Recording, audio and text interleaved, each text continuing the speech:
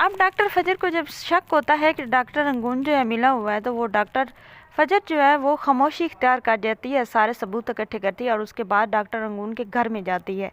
वहाँ पे हॉस्पिटल में उसे कोई बात नहीं करती, क्योंकि वो सबके सामने खुद को हाईलाइट करना नहीं चाहती।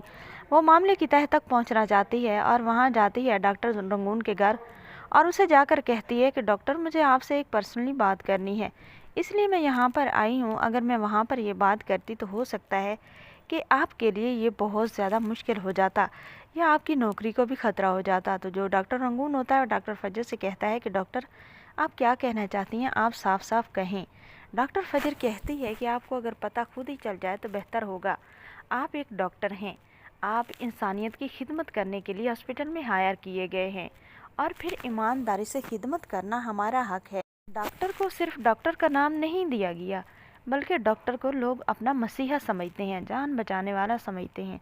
और वही डॉक्टर अगर गद्दारी करे तो उसके बारे में आपका क्या ख्याल है डॉक्टर, उसे क्या सज़ा होनी चाहिए? डॉक्टर रंगून जो होता है वो कहता है, बिल्कुल आप ठीक कह रही हैं, जो डॉक्टर गद्दारी करे उसे वाकई अच्छी सज़ा होनी चाहिए।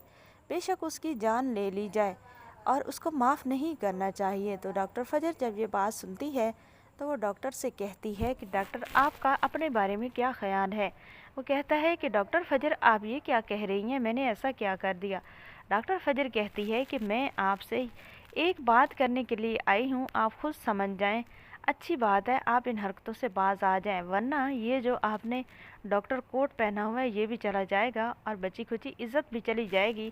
और ये जो आप इतना कमा कर अपने बच्चों को अय्याशी करवा रहे हैं ना, ये सारे के सारे अपने बच्चों के मुंह से आपके लुक में भी छिन जाएंगे। अच्छी बात है कि आप रास्त पे आ जाएं। डॉक्टर रंगून तो डर जाता है, उसे अब पता चल जाता है कि डॉक्टर फजर को पता चल चुका है। और डॉक्टर फजर से कहता है कि मैंने ऐसा कुछ नहीं किया, अगर मैंने कुछ गलत किया है तो मैं उसके लिए माजरत करता हूँ और अगेन मैं कुछ ऐसा नहीं करूँगा। लेकिन डॉक्टर फजर जो है इसी बात पर इतने पे वो छोड़ेगी नहीं, वो डॉक्टर रंगून को सलाखों के पीछे तो ज़रूर करवाएगी। दूसरी तरफ आप देखने वाले हैं कि बदर ज़मान जो है वो तो अब शेर के घर वालों से इतना बुरा बिहेवियर करता है जिसकी कोई हद भी नहीं है। ना तो शेर की फैमिली को खर्चा देता है और शेर की सारी प्रॉपर्टी फैक्ट्री सब पर उसने कब्ज़ा जमाया हुआ है और सब वो खुद हैंडल कर रहा है। शेर की बहनें जो हैं उन पर भी जुल्म करते हैं।